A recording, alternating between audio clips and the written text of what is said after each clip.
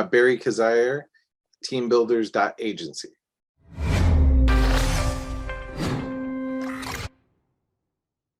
Hey, it's Kellen, and today on Diversified Game, I have Sir Barry Cozhiar. Doesn't that name sound like it should just have the royal title behind it? I'll let him, maybe he'll tell you that story. Maybe he just wants to stay, kind of just like Meghan Markle, I don't really need the title. But he's going to give us the game on lead generation, branding, marketing, that is always changing. You guys know, as a PR guy and a consultant, I'm always wanting to give you guys something you can use, somebody you can actually go to, because guess what? I'm getting older, people. I'm not going to be doing work forever, ever.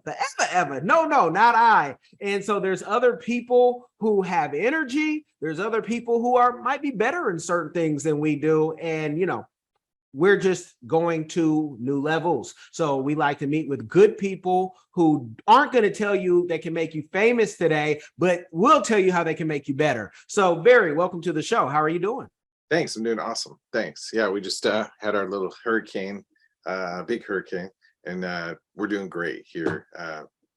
In Clearwater, Florida. Yes, and I wasn't, in case anybody wanted a loan from you, I wasn't going to say where you were at. I mean, I know it's on the LinkedIn, but but since you let it, we're glad here in Palm Beach that you're good, that we're good, and hopefully those who don't have power yet, they will get good, and you guys can always help out. But it's all about you, Barry, right now, because Stampede Branding, let the people know, what do you do, how your company may be different. Maybe there's some services you offer that are unique that, other companies don't offer. Yeah, I mean, I have two companies. I'll tell you my history. I've had two companies. One, Stampede Branding, which we do a lot with lead generation of various sorts. All the different, we got some huge teams, digital marketing, appointment setting, content development. That's Stampede Branding. And then my other company is teambuilders.agency. And that's a virtual assistant company. And for that, what we do there is we actually help a person build up their team. A lot of marketing work, but also receptionists, administrative assistants, people booking you for speaking gigs, people booking you on podcasts, handling your social media. We put teams together for people really inexpensively so they can grow their business, their brand, and what they're up to. And then I do some nonprofit work. I do some character education work, and I also work with a interventionist that helps families who, maybe somebody in that family got some trouble and they need some help. So that's in a nutshell what I do for a living. Yeah, and it's needed, and we can get into the people who need help, but I want to ask you, because I can hear somebody right now say, wait, so you mean you can book me on Joe Rogan's podcast, or make me? So let's tackle that first.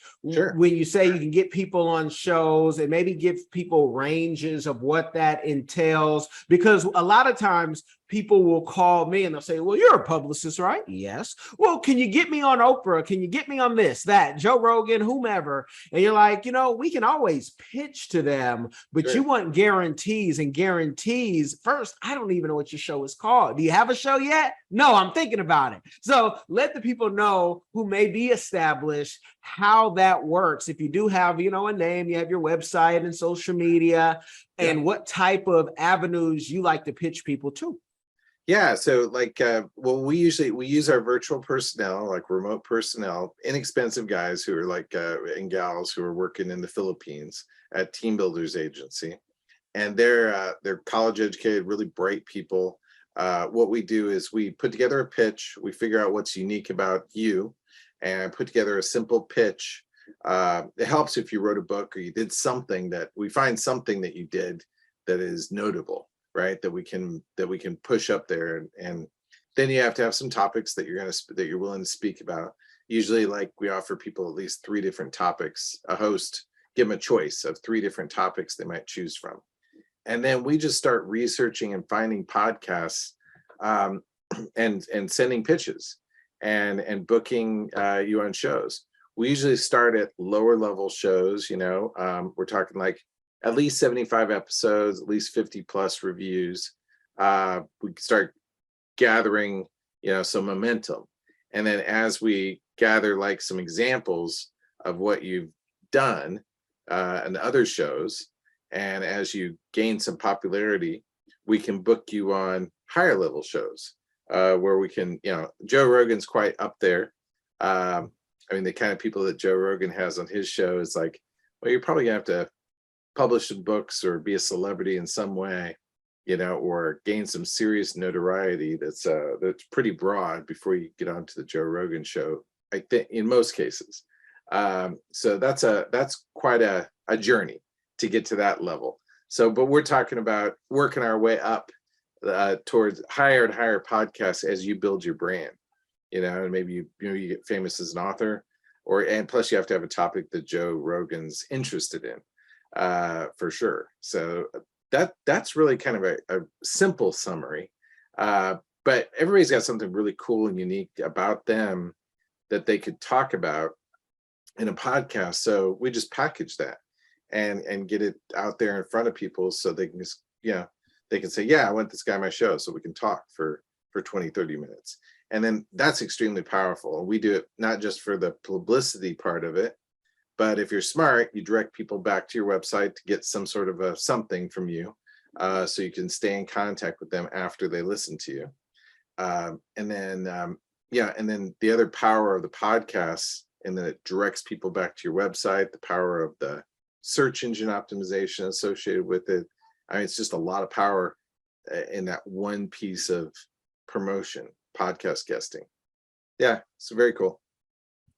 I love it. And, to give you guys, if any of these terms or anything are new, Diversified Game is a business podcast where I don't have a whole bunch of fluff. I like people to share the game, but a lot of my publicist friends say, you know what, you're a good warm up for before this person goes back on the road, because you're not the Joe Rogans. And I say, no, not yet. I don't even know if I want that type of notoriety, because a lot of nonsense comes, what you can say, what you can't say. I'm just going to be canceled from day one. But if you do go and hit up Barry's company and he does start to give you those interviews, it's what you do with those interviews and how you portray those. Because if you go on Joe Rogan and you start stuttering and stammering, no one is going to really want to, whatever product you're pushing, no one cares. So it's what you do with that interview after. And a lot of times, this, Barry, because you've podcasted for years,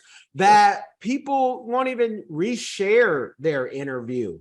So here they come to you as a client, you book them for all these shows, and they're not even resharing them. Can you talk about the error in that and how often that happens, maybe just so no one else would do that again? Yeah, it's like, I mean, if you get booked on a show, I mean, I'll tell you a couple different things is that people don't give something to the people that they're in the audience, right? Like you need to have something that you're giving these people that they can go get as a result of you being on the show.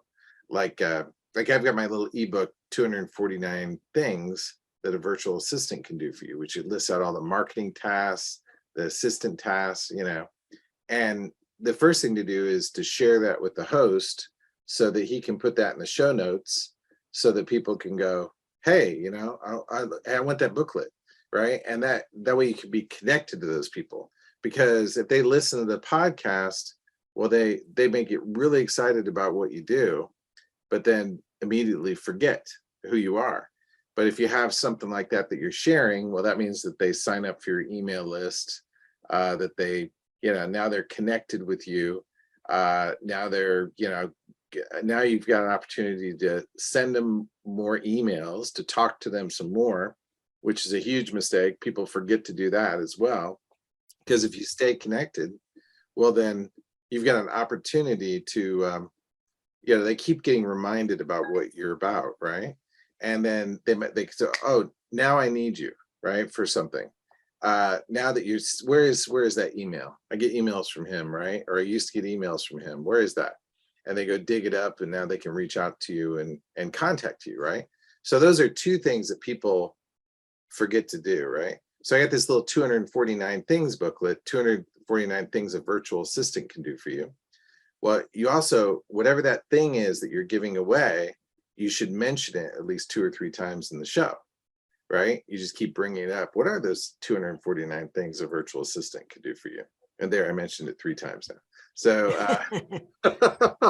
so, and so basically, you've got that. So now you mentioned it, and the host has in the notes. Then they connect with you. Then you've got your own responsibility to keep sending them emails every week. You send them some sort of email to talk to them a little bit further. Maybe even follow up and give them a call after they downloaded that booklet. But then, the thing you mentioned is then that podcast, it needs to be shared on your own social media, and you can share it. Like I could share this podcast, once a month easily on my various social profiles. The fact that I appeared here on this podcast, I could and should share it once a month, because that's publicity that I can keep sharing that publicity and if I can get somebody to sit there and listen to me for 30 minutes, talk about something like how to use virtual assistants to grow your business, then they might reach out and connect up further and become a customer. And I keep sharing it and keep sharing it and keep sharing it. People will see it, and you kind of have to see things a number of times before you do something about it. There's an old thing called the rule of 7. You know what the rule of 7? Oh yeah. Yeah, I mean, you guys could just Google the rule of 7. It still applies today. It definitely applies today. It might be the rule of 35 today. Where you got to mention something. It used to be where you have to mention something somehow or another to somebody about 7 times before they then took action. Present it to them in 7 different ways before they actually took action on it. That repetition is key, right? It's all part of publicity and promotion, is repetition and putting something out there and out there again. So a lot of our virtual assistants help you to get that repetition done, because you don't necessarily have time to go book yourself on a podcast. You don't have time to send out 100 messages a day via your LinkedIn profile, or collect up all those email addresses, or write an email to all the people that downloaded your 249 things a virtual assistant can do for you booklet, right? So you employ those people to then reach out on your behalf with a lot of promotion, a lot of communication. And then the other thing is putting that podcast on your website, right, with the links to it and the summary of it, maybe even a transcript of it. That will tremendously aid your search engine optimization, because Google likes content, right? And maybe some of your other guests have said this before, but Google's job is their primary purpose, why they were created, was to service the searcher, those that are searching for things. So they want to provide good search results. So what that means is that people out there in the world have to provide good content and information so that Google has something to present. And if you're always like appearing on these podcasts and you're giving your message, and you've got links back to your website as a result of that from the podcast, you've shared the podcast on your website, I mean, that's really just going to help build your website's value, right? And how much traffic you get to it. So, I mean, that's just a quick little rundown of what you should be doing with the podcast if you appear on one. Definitely. And, you guys can go YouTube and Google and everything on lead generation, the good, the bad, and the ugly. And there's a lot of ugly out there, and a lot of people who will tell you, yeah, come with me and we can guarantee this. But the point, I like you guys to kind of get in the mind and see how people how they started, they sustained, succeeded. And so my next questioning, you won't just be able to Google. You won't be able to find 50 videos like that. But Barry, I want to know, because, you with the branding and the marketing, you did that. You've done that. It's like, you could teach that if you want to teach that at the university, right?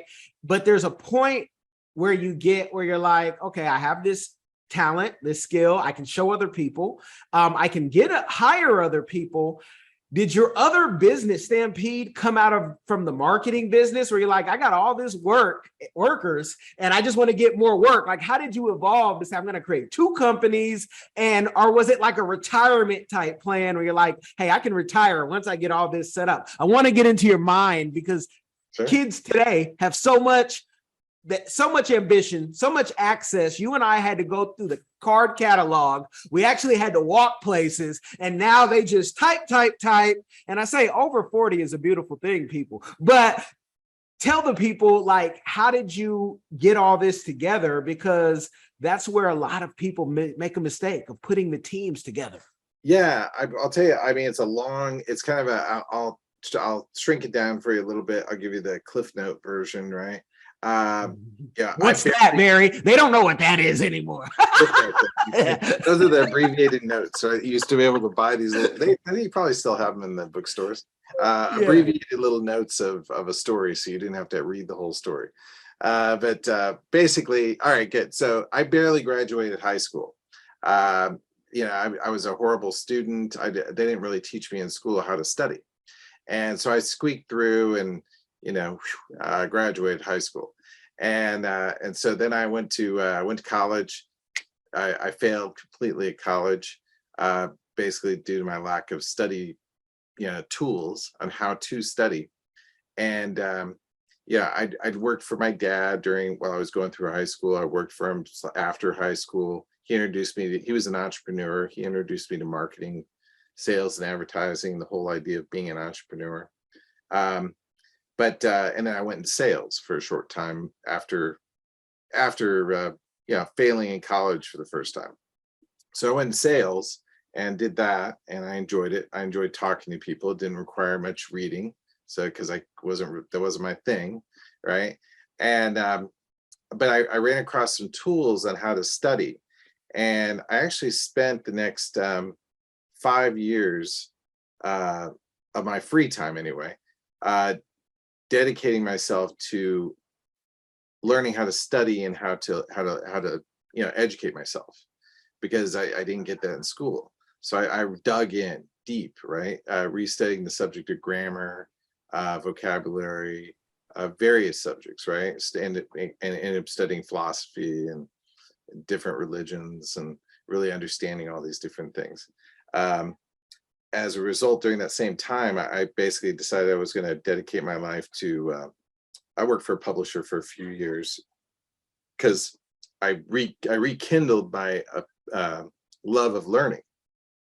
So I worked for a publisher that published self-help books and books for nonprofits.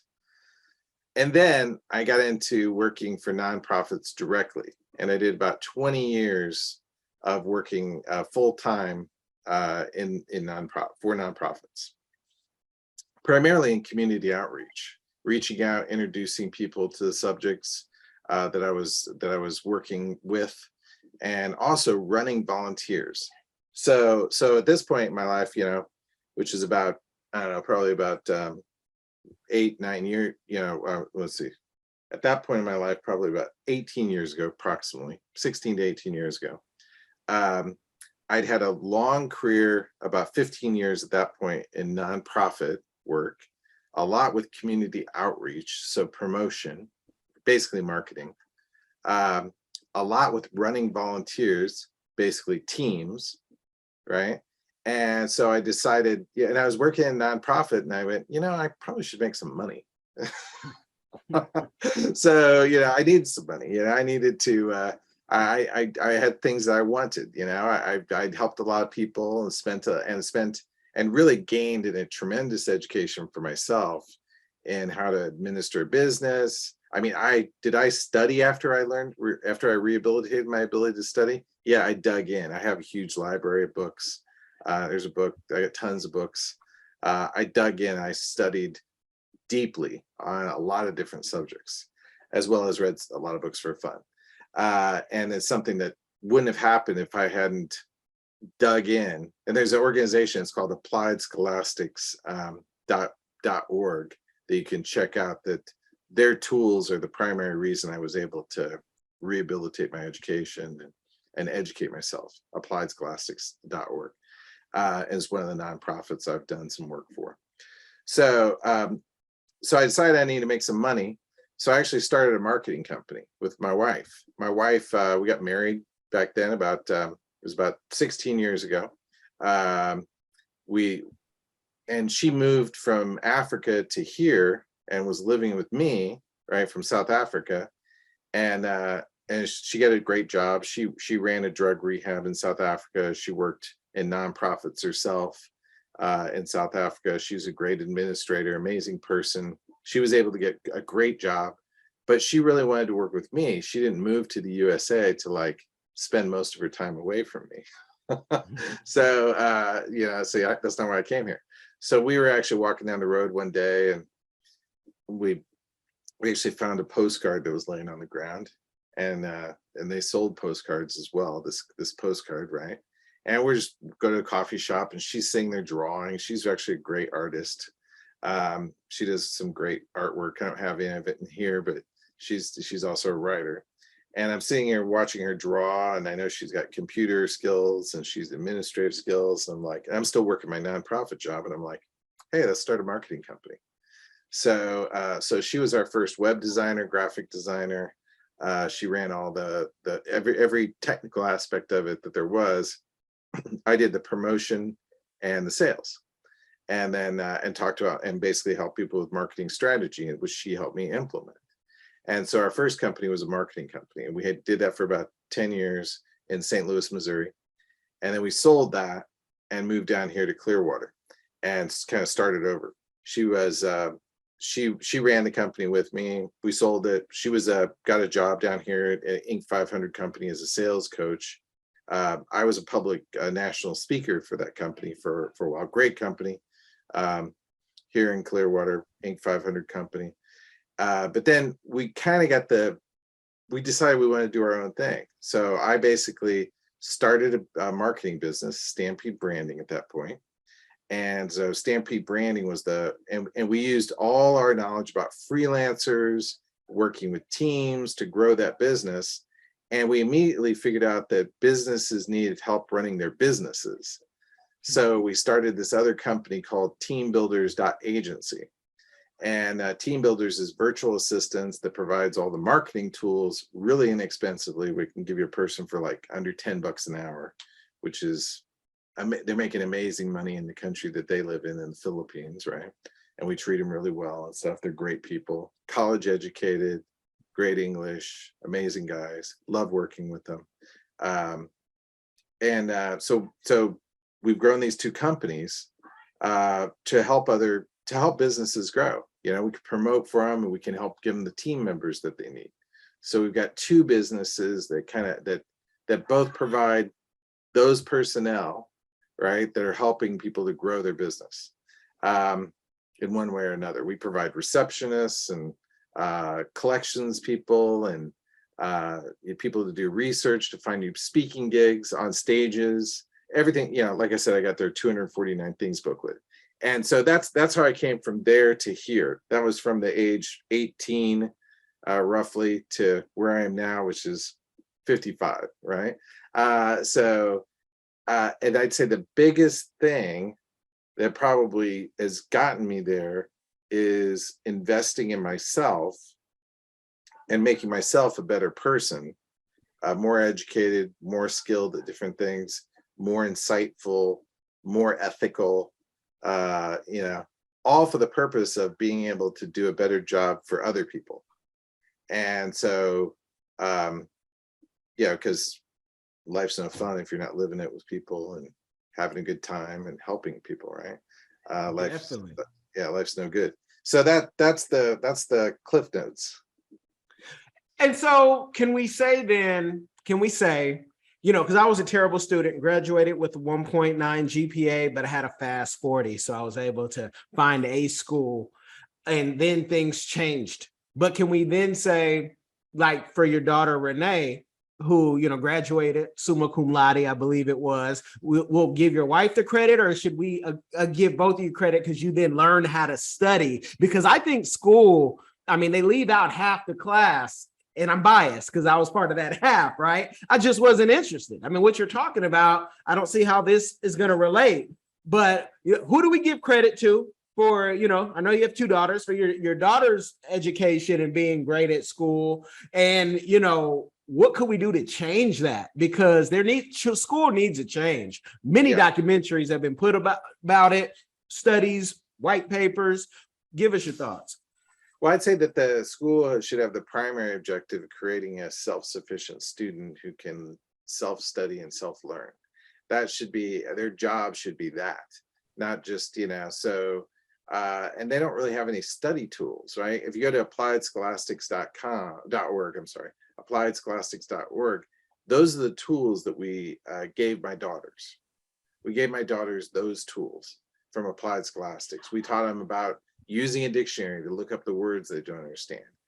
We have them learn at the right level for them so that they could easily advance their learning to the next level. We had them practically apply the knowledge that they were gathering so that it wasn't just some information that was sitting in their head. Their mother is an amazing person, Kathy. She's basically like very organized. She's very much different from me, right? I'm a little bit on the other side of things. I'm creating all the time, and not that she's not creating. She's definitely creating. I'm just creating in a different way. I'm in sales, promotion. That's my thing, right? I get the word out. So we both, though, focused on making sure the girls had these basic study tools. And then we pulled them out of, we never sent them to public school either, which is, that's because we decided that we were going to find other options because we didn't really care. I'm not saying there are good public schools out there and they're good public school teachers for sure. But we didn't have faith in the fact that we were going to luck into one. So we sent them to a private school, which is Applied Scholastic School, because I'd had such good experience with that. And my wife thought it was an amazing tool. And then when we didn't have one of those schools available because of where we were located, we sent them to a parochial or a religious-based school because we knew it was a private school that they were going to be more interested in. The odds were better that we were going to run into teachers that were more interested. That was my opinion. Definitely. And you guys, it's different because my wife being from Cameroon, when somebody, can speak multiple languages and you learn that the stuff we learned in college, they did in elementary, you're like, hold on, you learned this when? It's calculus. Yeah, I was doing this since I was 10. Yeah. At what school did you go to? Right. But my wife Claire, she's like that. She was reading and playing chess at 10. And she's reading major novels and stuff at 10. And because her dad also, because that's how we ran it. We ran the same nonprofit circles, and that's how we ended up meeting eventually, right? But her dad used these same study tools. Like, for instance, if you're going to start a kid on reading, give him tons of books that he can easily read at his level. Right? If it's picture books with a few words, give him tons of them, and then gradually increase the difficulty with tons of opportunity to read. And it's a very simple way, to apply those tools that I applied much later in life to dig myself out. Right? They're just like, teach kids things like calligraphy so they can actually write, not just use a keyboard. There's so many things now I'd still love to go study. I just have to, it's kind of almost hard to prioritize sometimes. But to answer your question, it's really those tools that Applied Scholastics, which are key.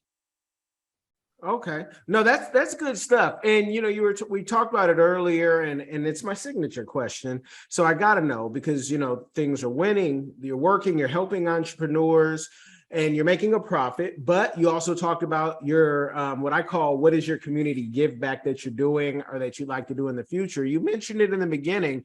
Talk more about how you're connecting with the community and how those services work, because not everybody has, even a male role model. Like, it's shocking to me. I'm like, what do you mean? You don't have uncles? You don't have Tio? Not Tio, Tia. Nowadays, Tia can be Tio. But let me not get you canceled, Barry. I'll try to keep it PC, but I'm not a PC guy. But yeah, give us tell us your community give back and what you're doing. Well, like I said, I spent about total of 25 years actually working in nonprofit, most of 20 of that full time. 40-hour week job. Even when I had my marketing company, I was working full-time in my marketing company and full-time in nonprofits in St. Louis. And when I did that work, I worked with a lot of churches, and I worked with some different organizations. Uh, Applied Scholastics is one of them. There's another one called The Way to Happiness. And there's another one called Narconon, right? Thewaytohappiness.org, you can find them there, and narconon.org would be another one you can find online. But so I work with and I basically, one of my things I'd love to do is grow the business to a point, where I'm ready to go. Like half my time goes back to nonprofit work. So I want to come full circle personally, to where I'm able to give half that time and also supply a lot of personnel to those activities, because it's manpower that does the trick, right? Volunteers and personnel that you can put onto the job. I just want to pay my guys in the Philippines. They would love to do nonprofit work that helped the planet, right?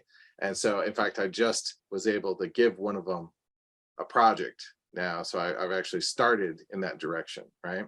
And I spend my own time giving back to it. The two that I'm currently working on, one is I work with a drug interventionist, and I get him on podcasts.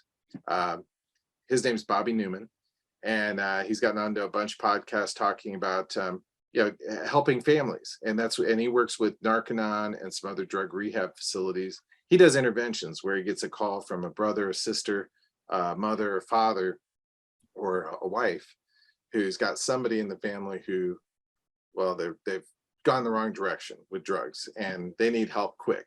And so Bobby actually arrives and has conversations and gets his person convinced to get on a plane and go with him to Narconon, to arrive at Narconon for this program, right? To get him clean. And Narconon's an amazing program because it does not use drugs to get people off of drugs, which is about the stupidest thing in the world, right? To use drugs to get people off drugs, right? Yeah, stop taking this drug, take this drug instead. Here you go. That's dumb. So, I mean, that's a simplification of it, but it's true. And Narconon uses they use a variety of steps to drug-free withdrawal, and then getting the person clean and helping them get their body clean, so it actually is rid of the toxins that they've accumulated. Amazing program. So I love working with them. The other program is called The Way to Happiness, and there's a video I'll make sure to give you so that you can share it with guys, that with everybody in the audience. Our work in St. Louis with The Way to Happiness, we worked with a lot of different churches, Baptist Church, Catholic Church, the Nation of Islam, a lot of nonprofits as well, working on a character education program in the city that had a dramatic effect on the crime rates in St. Louis. 2012, 2013 is when we were doing that. So that's when I was working, like I said, full time. Half my time was given to nonprofits, so I was able to create this big campaign and a huge effect over those few years that we did that specific program. And that's what I want to get back to, is doing things like that. And I think I've learned enough. I've learned a lot where I can do it on a huge scale. And actually, I could say that it's the reason I founded my company, so I could learn more about promotion, and so I could learn more about how to organize teams, with the ultimate goal of pointing both of those barrels at real problems, and so there you go. Well, you guys, now you've learned Barry is really going for sainthood. And one person out there, you guys might have got it mixed up when he said Narconon, because some people will say, hey, Narcan, I've used that. No, he's not the same thing. I remember working for the Phoenix Academy when they trained us for that, in case anybody had an overdose.